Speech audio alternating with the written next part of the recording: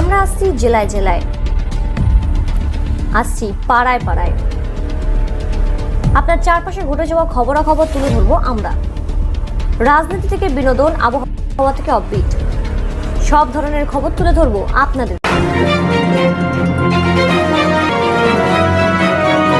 যুক্ত থাকুন, সঙ্গে থাকুন, দেখতে থাকুন কলকাতা। তিলোত্তমার বিচারের দাবিতে গণস্বাক্ষর অভিযান চলছে সবুজ সাথী RJS ফাউন্ডেশনের পক্ষ থেকে ক্যালকাটা হাইকোর্টে। সাথে ক্যালকাটা হাইকোর্ট থেকে রাজভবন পর্যন্ত প্রতিবাদ মিছিল ও ডেপুটেশন জমা দেওয়া হয় Sabuj Sathi RJS foundation, CPDR India human rights organization and West Bengal advocate unity ফোরামের পক্ষ থেকে।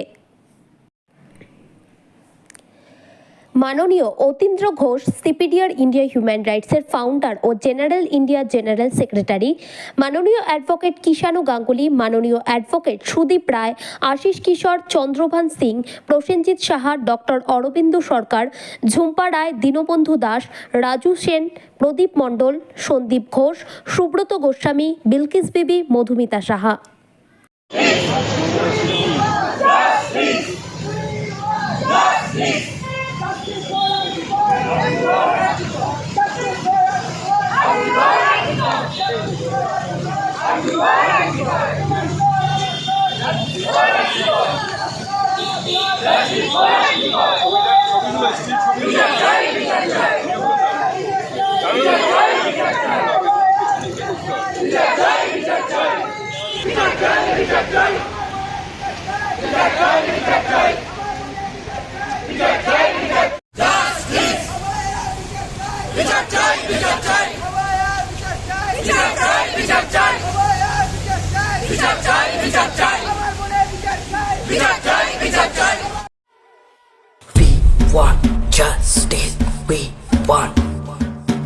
We want justice. We want justice.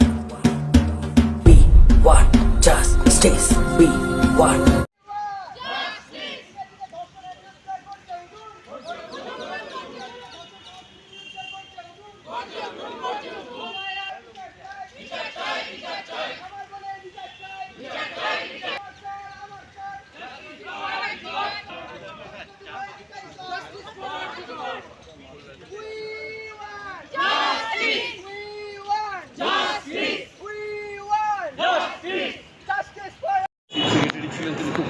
অসাধারণ একজন ব্যক্তিত্ব মানুষ, তিনি আমাদেরকে বসিয়েছিলেন এবং আমরা খুব সুন্দরভাবে আমাদের পরিকল্পনা যেটা ছিল যে ডাক্তারদের যে বিচারটা ডাক্তাররা চাইছে যাতে ওনাদের পাঁচটা যে দাবিটা সেই দাবিটা মেনে নেওয়া হোক এবং সেইটা যেন উনি আমাদের মাননীয়কে সেটাকে কনভয় করে যাতে ডাক্তারদের এই আন্দোলনটা যেন থেমে যায়। কারণ আমরা একজনের মৃত্যুর জন্য আন্দোলন করছি, যেহেতু আমরা মানবাধিকার কর্মী, মানবাধিকার নিয়ে কাজ করি, আমাদের কাছে সকলের অধিকারটাই সমান। কেন একজন মানুষ চলে গেছে বলে পরবর্তীকালে মানে চিকিৎসার অভাবে অন্য কোনো মানুষ চলে যাক সেটা আমরা চাই না।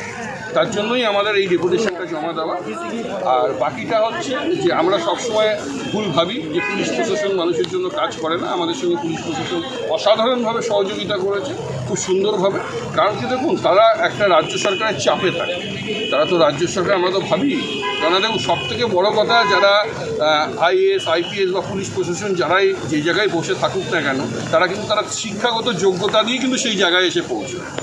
একমাত্র আমরা জনসাধারণ ভুল মানুষদেরকে ভোট দিয়ে ভুল জায়গায় গিয়ে পৌঁছে দিই, যেখানে আমরা ভাবি না সে মানুষটা শিক্ষিত কিনা অশিক্ষিত কিনা, বা তারা আমাদের হয়ে কাজ করবে কিছু অর্থের লোভে, কিছু মানে বড় বড় লেকচারের লোভে, কিছু একটা পাওনার লোভে হয়তো তাদেরকে আমরা মসনদে পাঠিয়ে দিই এবং তারা কিন্তু আমাদের জীবনটাকে নিয়ে কিন্তু ছিনিমিনি থাকে 5 বছরের জন্য।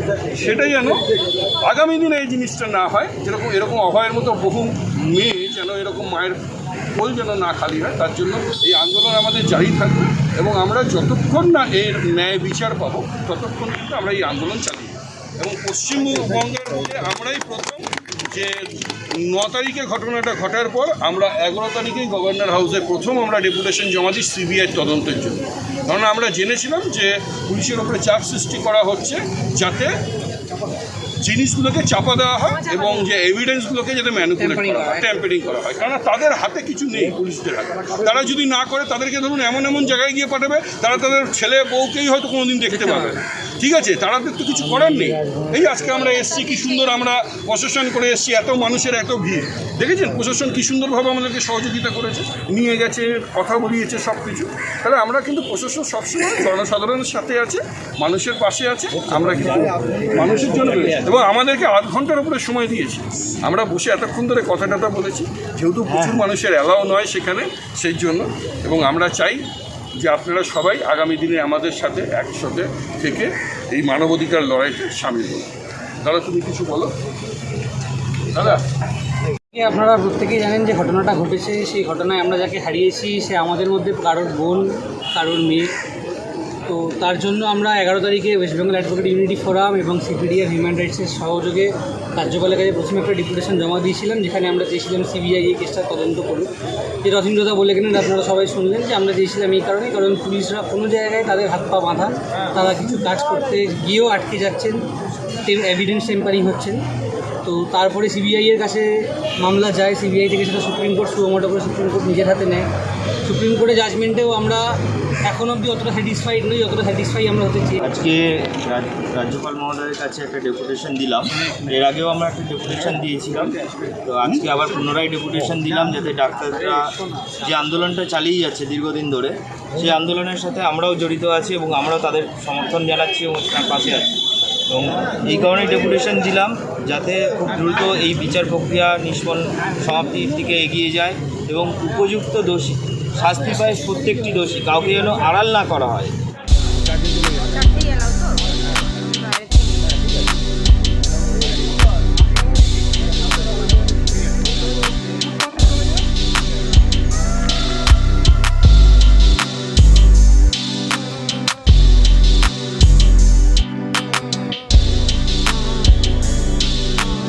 আরও খবর পেতে আপনারা আমাদের চ্যানেলটিকে প্রচুর পরিমাণে লাইক, সাবস্ক্রাইব ও শেয়ার করুন।